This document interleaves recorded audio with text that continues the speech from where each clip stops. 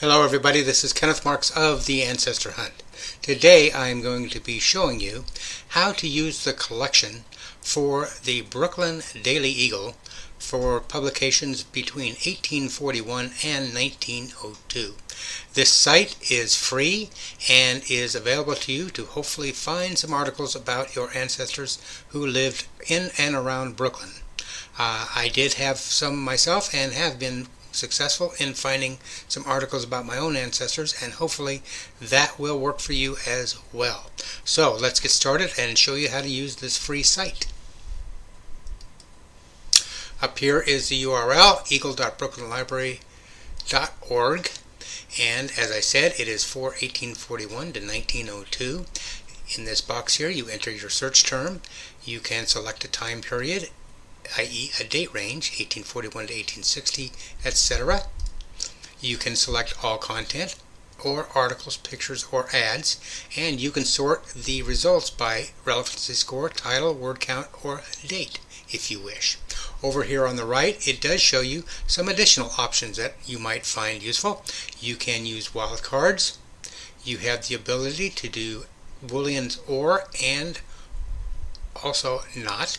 Also, you can search for words that are near each other in a sentence, and also you have the ability to use word modifiers such as SoundX, thesaurus, fuzzy searches, etc. So you do have a lot of variety in how you enter your search criteria, and gives you some options to hopefully dig out some of those ancestor articles that are hard to find.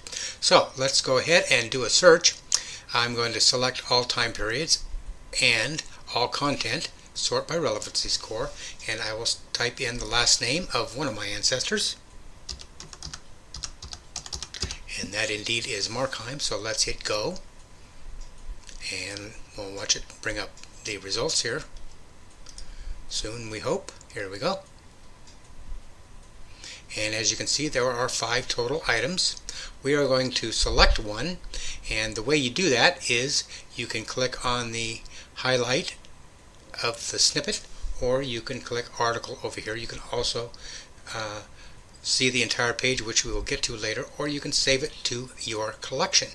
You can store your articles on this site if you wish for going back to later if you so desire. You also have the ability to save a query. If you've got a complicated query and want to try it out 2 weeks later, 6 months later, or whatever, it will save the queries for you. So that's quite handy.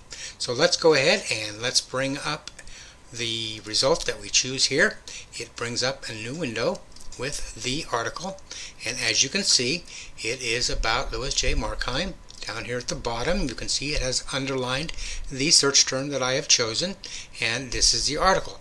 Now, one of the interesting things about how it displays some of these images is it breaks them up, and I will demonstrate to you how that works. So if we were to right click on this article here and hit save image as, and let's go ahead and save it. Obviously, if we were going to save it, we would save the file name with a more appropriate name, but let's go ahead and save it so I can show you what happens. And as it saves it here down at the bottom, we will bring it up when it's done.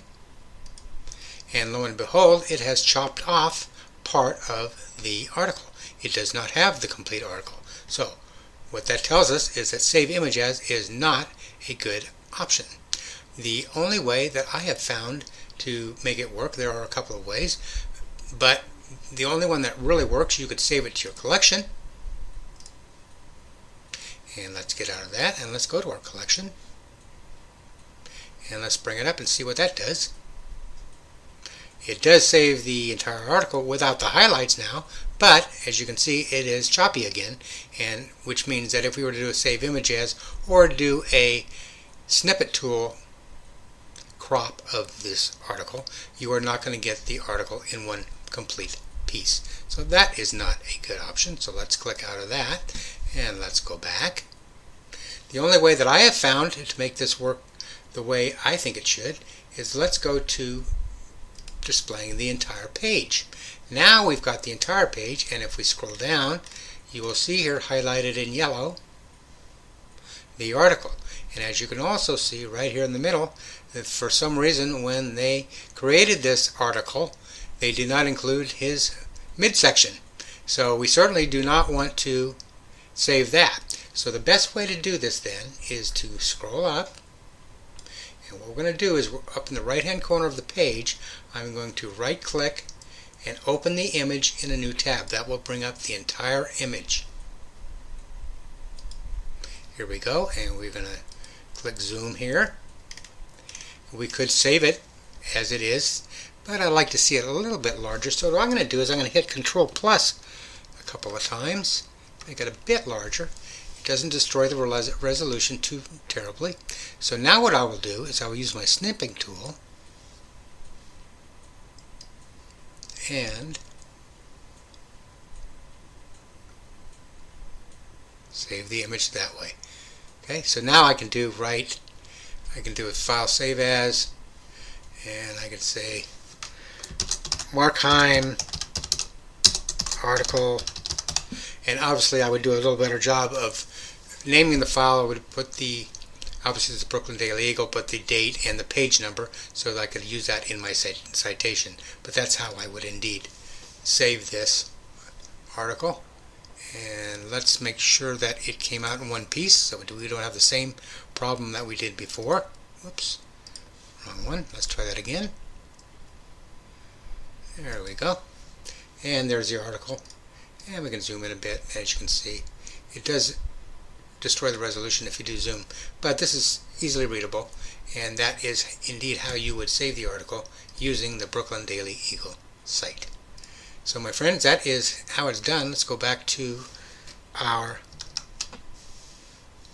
search, and there are some other results if we choose to look at those.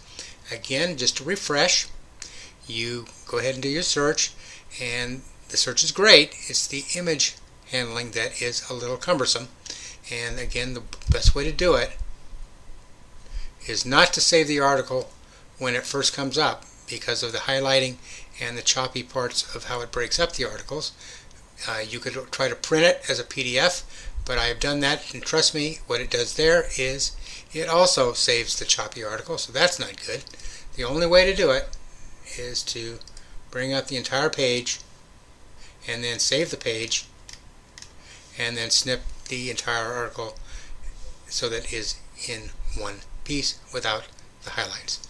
So my friends, that is it. That is how you use the Brooklyn Daily Eagle site for newspapers that were published between 1841 and 1902. I have been successful in finding several of my ancestors in this site, and it is free, which we all like. I hope that you take a look at it, give it a try. Be careful with the images, but you can find articles, hopefully, for your ancestors.